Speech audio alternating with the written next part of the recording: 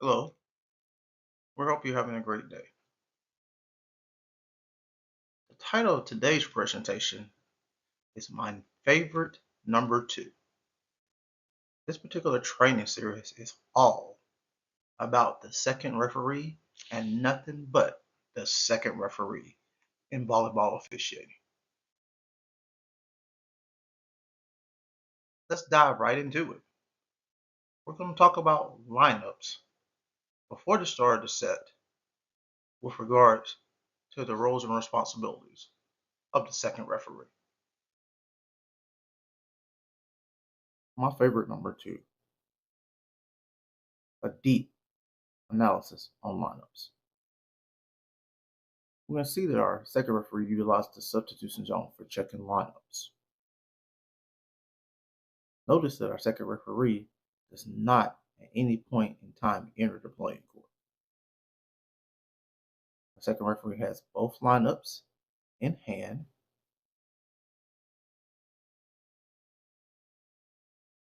Our second referee also is not holding the game ball. We'll talk about that more momentarily. Notice it takes very little time for our second referee to perform her duties as far as checking lineups. The game ball is at the scorer's table, and it remains so until the second referee rolls it to the server. She checks in one last time with scoring officials to see if they're ready to go, performs one last scan of the benches, and returns to court to the first referee to start the match. Here's another second referee doing equally great work. Utilizes the substitution zone for checking lineups, not entering the playing court, has both lineups in hand, will place one lineup on the scorer's table and immediately go to check the other lineup. Again, not holding the game ball. The game ball will remain at the scorer's table.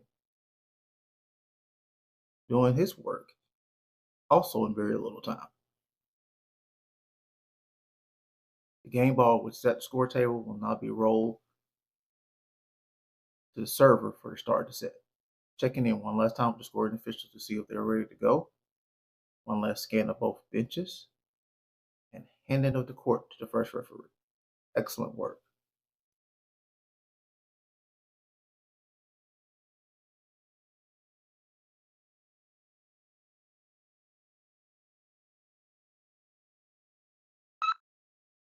The basics.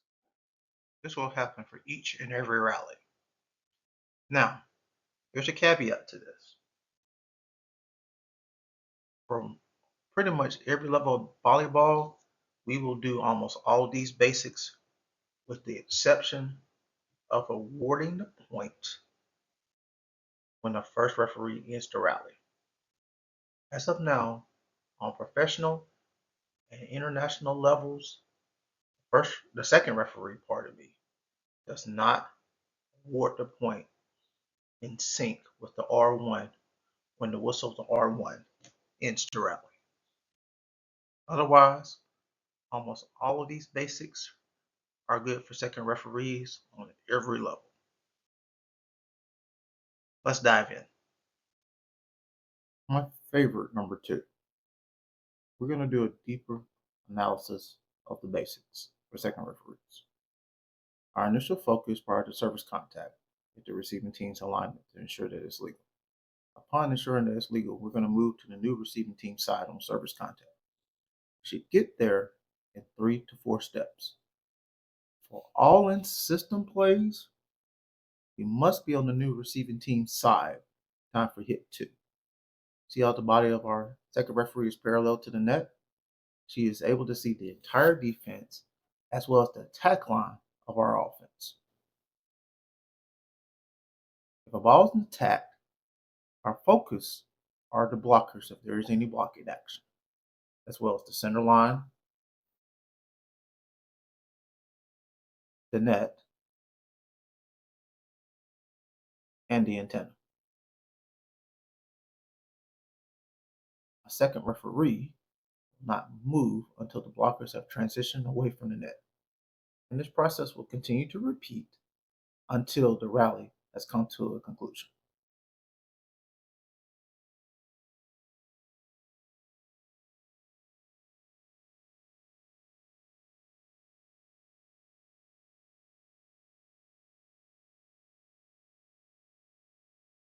My favorite number 2, a deeper analysis of the basics.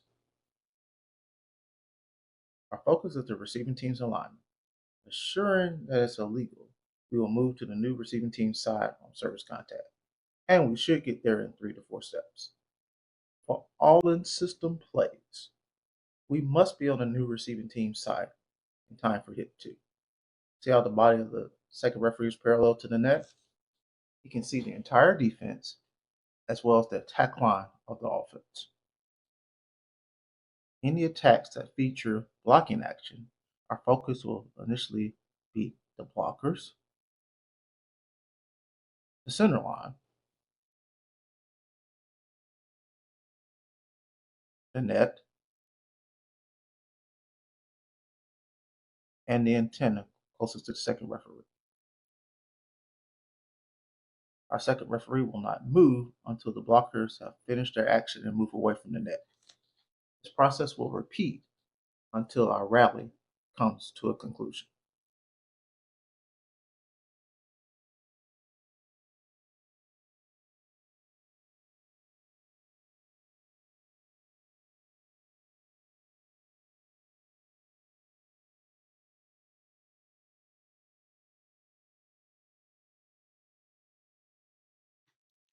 Now let's discuss awarding the point, where the first referee whistle ends the rally.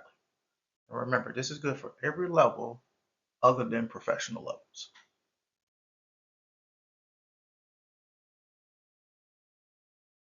My favorite number 2, a deeper analysis of awarding the point when the first referee ends the rally.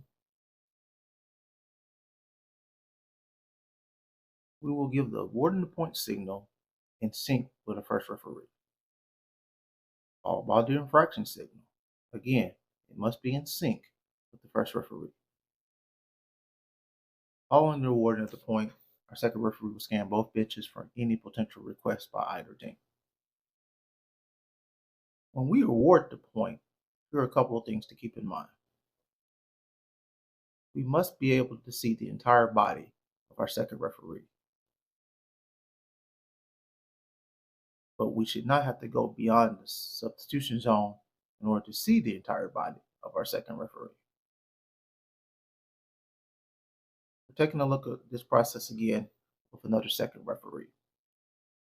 Our emphasis on this are not only the syncing of the awarding the point and infraction signals with the first referee, as well as scanning both benches, but we want to ensure that we see the entire body of the second referee, and that is no part of the second referee's body is hidden by the net post, net stand, antenna, etc.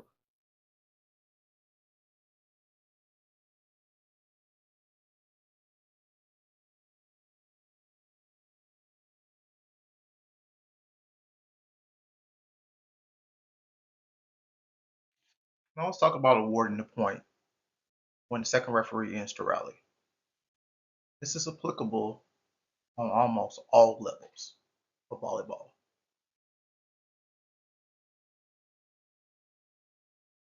My favorite number 2, a deeper analysis of awarding the point when the rally is ended by our second referee. The second referee will give an infraction signal, followed by the awarding of the point that should be in sync with the first referee. And after the awarding the point as usual, the second referee will scan both benches for any potential request. Now let's take a look at another second referee performing the same process. Again, the infraction signal will be given by the second referee, followed by the awarding of the point in sync with the first referee. And we will scan both benches for any potential requests such as substitutions, timeouts, or inquiries by head coaches. Now let's look at this a little deeper. Now notice that our second referee will step out into the subzone when he is into the rally to give his signal sequence. This is to get everyone's attention so that all the action can stop, as well as starting of the signal sequence. And again, we must be able to see the entire body of the second referee when they're awarding the point. And he steps back to scan both benches for any potential request. Well done.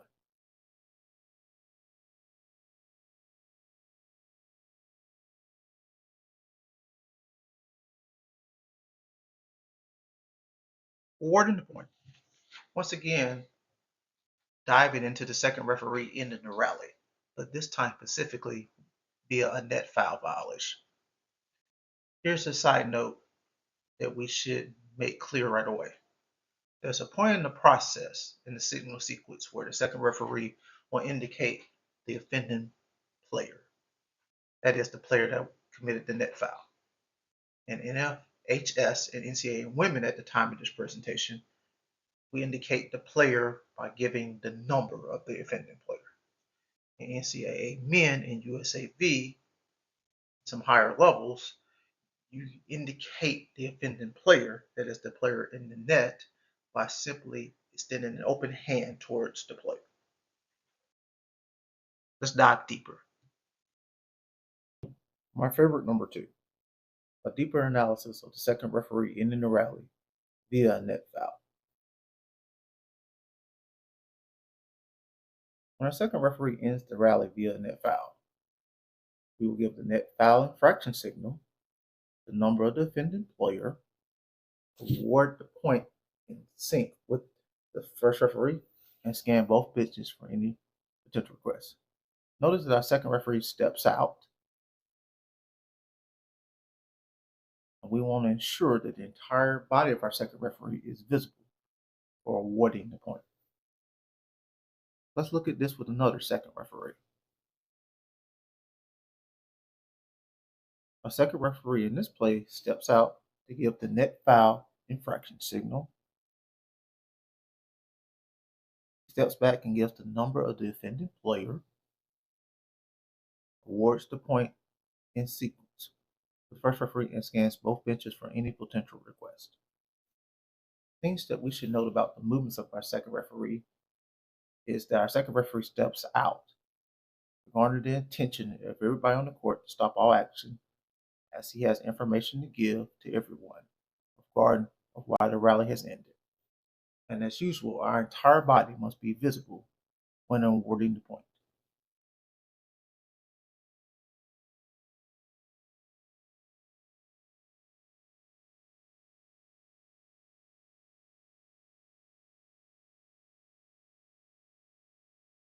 Let's dive into substitutions and how we can work smarter, not harder.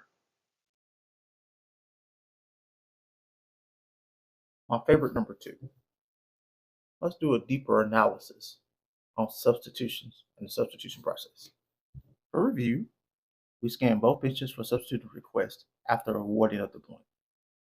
Once the subs enter the zone, we will give the substitution request signal, and we authorize them to enter the match.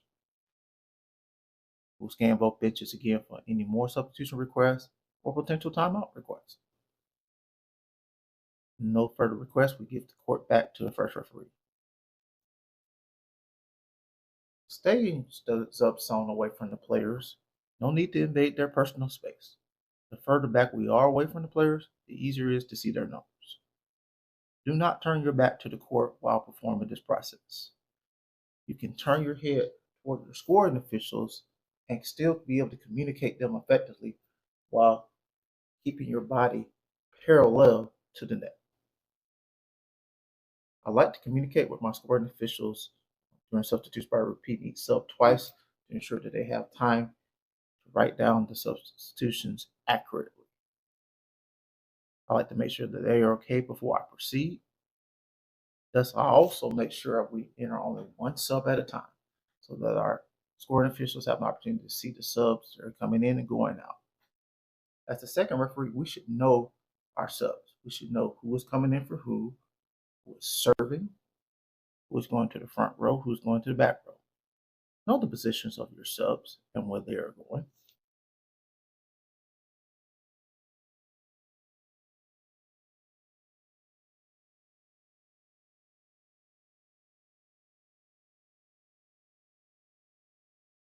Timeouts.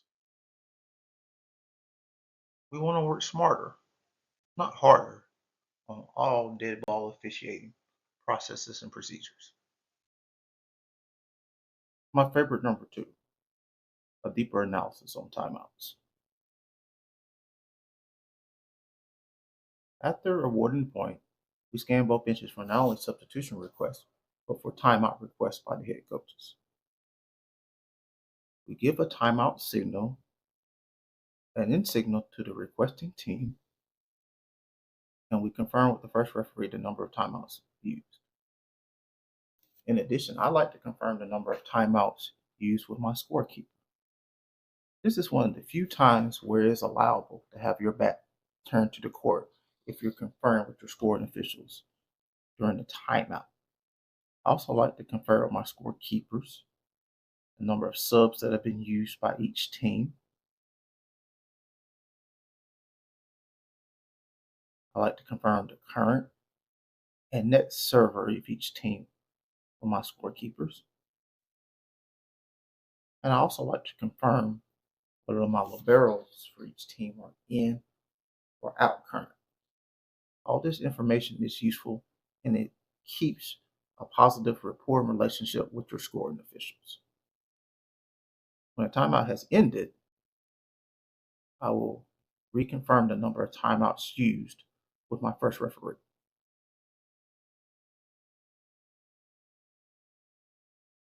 I will scan both benches for any potential head coaching inquiries as well as potential substitution requests, and we will give the court back to our first referee.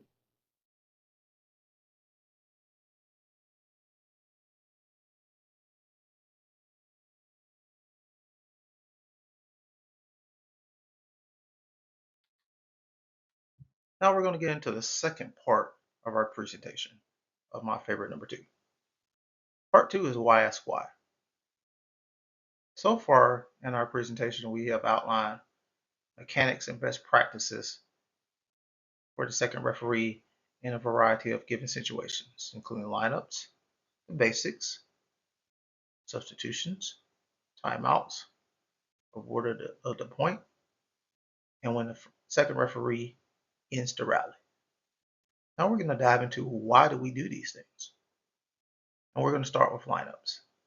As you can see in the video, I'm performing the lineup check in set one, having a quick discussion with the coach to ensure that her team is in the correct alignment. Now we're going to go in depth into why we have some of our practices that we do for lineups.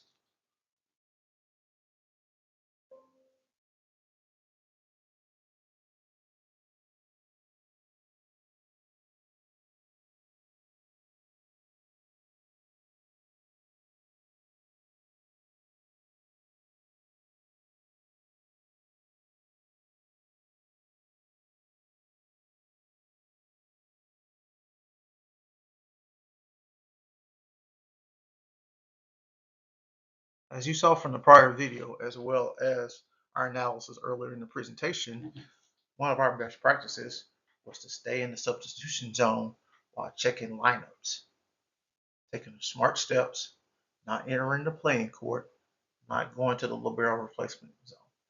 Those things are unnecessary. Here are some reasons why. If we stay where we are, and scoring officials have a great view for which they can check their lineups along with us to ensure that we have the correct starting lineups on the court. Bonus, as I authorize the libero replacements if applicable for each team, I will inform my libero tracker of the libero replacements during this time. R1 can focus and check the alignments of both teams as well. And because I'm not making a lot of movements, I'm not serving as a distraction for anyone.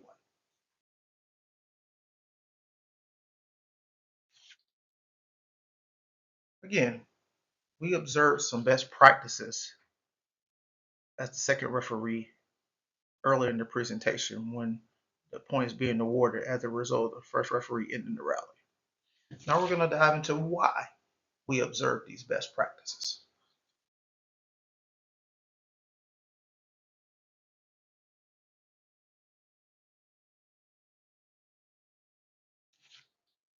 Remember we talked about earlier that we want our entire body as the second referee to be visible to the first referee. We don't want any part of our body to be hidden by the antenna, net post, net stand. Here are some reasons why. The scoring officials can see the awarding of the point by both the first and second referees when our entire bodies are visible to the first referee. The scoring officials will now have a better, potentially uninstructed view of potential substitutions and libero replacements. And the second referee will already be in a very good position for dead ball officiating. So if you're stepping out just enough where your entire body is visible to the first referee, more than likely you are not in front of your scoring officials when awarding the point.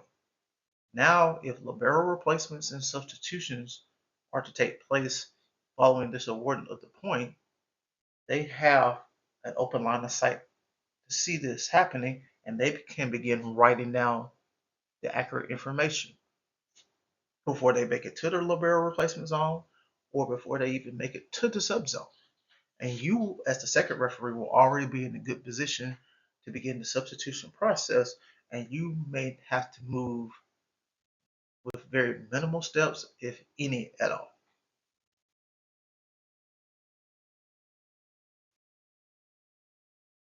Now, we are going to ask why and answer the questions of why we observe the practices we do when awarding the point as the second referee when we end the rally.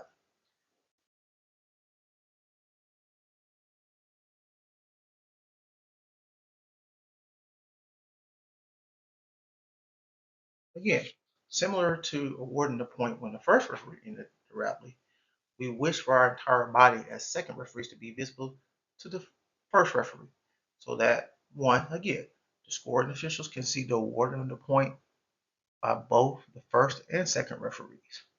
Our scoring official will have a better view, or perhaps even an unobstructed view of potential substitutions and libero replacements.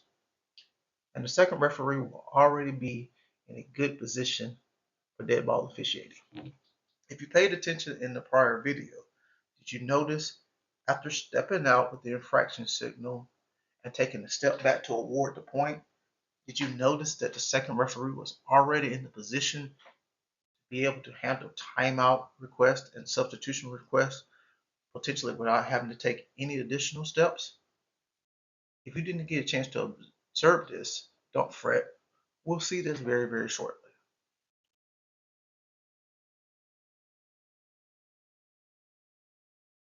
This is an excellent segue. Now we're going to answer the questions about our best practices and habits for substitutions. We see in the video that our second referee has substitutions for both teams. Let's watch this process happen one more time. Now you see the awarding of the point, and notice our second referee barely had to take any steps, took maybe one step and began the substitution process. And notice the only movements that the second referee is making during this process is the substitution sign, the authorization to enter, the turning of his head to the scoring officials to give them the information or to ensure that they have accurate information. Very minimal steps to perform substitution processes and procedures. Excellent work by our second referee.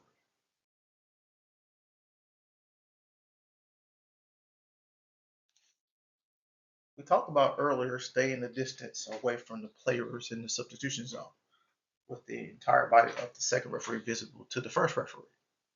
We saw that in great detail in the prior video. Here are reasons why. Our second referee can perform all substitutions from essentially one spot while seeing the positions of the substitutes as they enter the court. Our second referee at the same time is also in the position to handle timeout requests. He's also in a position to see libero replacements and communicate that information to both the scorekeeper and assistant scorekeeper. Our second referee doesn't have to turn his or her back to the court and still be able to effectively communicate all information with the scoring officials.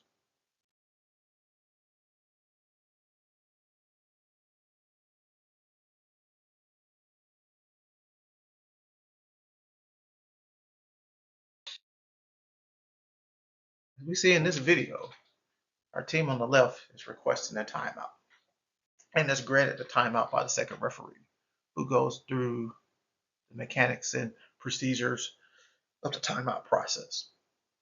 We already know what that process is. Now you see that the back of the second referee is turned to the court, which is the only time that is really permissible for the second referee to turn his back to the court when addressing the scoring officials. And we're going to talk about some of the things that we address with our scoring officials during timeouts, because it's very important to keep the match going.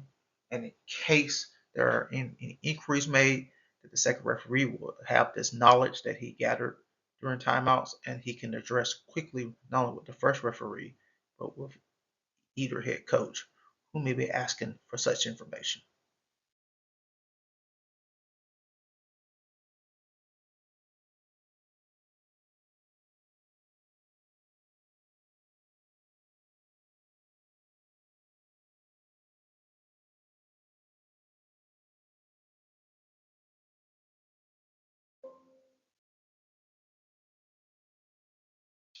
The duration of timeouts can be used by second referee to communicate with the scoring officials about the number of timeouts used, number of substitutions used for each team, what our liberos are in or out, current and net servers, and correct score. Why is this important? Well, if our head coaches or captains or first referee had any questions or inquiries about any of the following, our second referee would be Johnny on the spot to give this information very quickly and efficiently.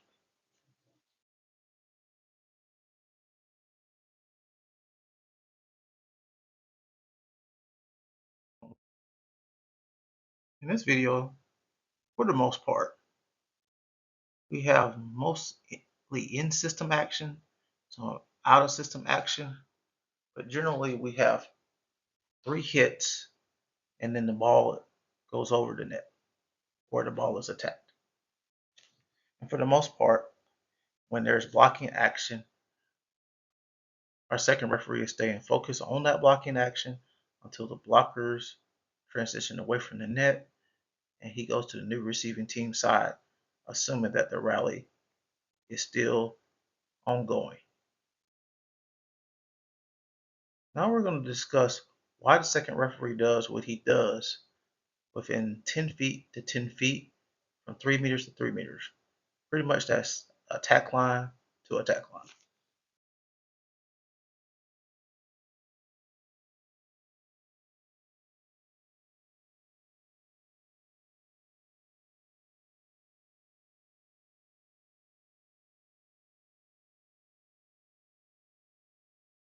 As we learned earlier in our presentation, it is important for the second referee to be on the receiving team side in time for hit 2 in cases where hit 2 ends up being an attack.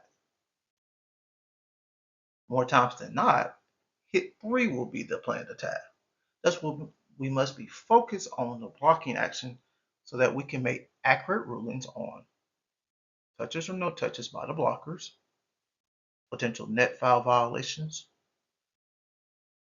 centerline violations, and antenna violations.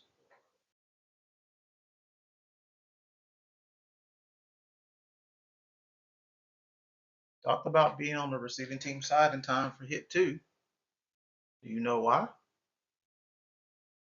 For this play, as seen in the video, etc. attack. Good transition by our second referee on surface contact. He is in great position to be ready for the unexpected attack by our setter on hit 2 and the potential blocking action by our team on the right.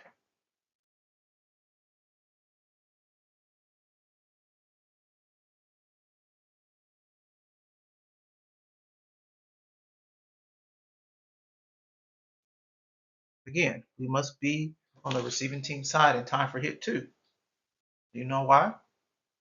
For this type of play, our libero overhand sets.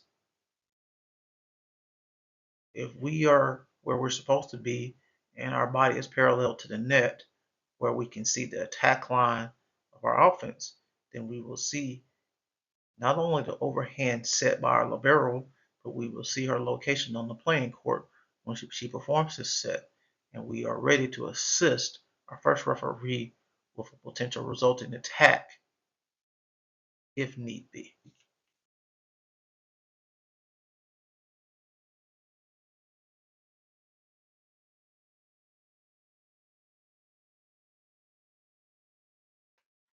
Again, we must be on the receiving team side in time for hit 2.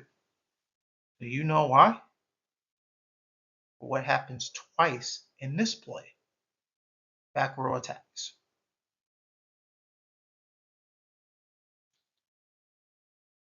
Again, we must be on the receiving team side in time for hit 2 with our body parallel to the net. Why? Because we can see the attack line. And if we can see the attack line of our offense, we can also see the takeoff point of our back row attacker, especially if our back row attacker is attacking a ball that is completely above the height of the net. This information gives us valuable assistance that we can give to the first referee if needed.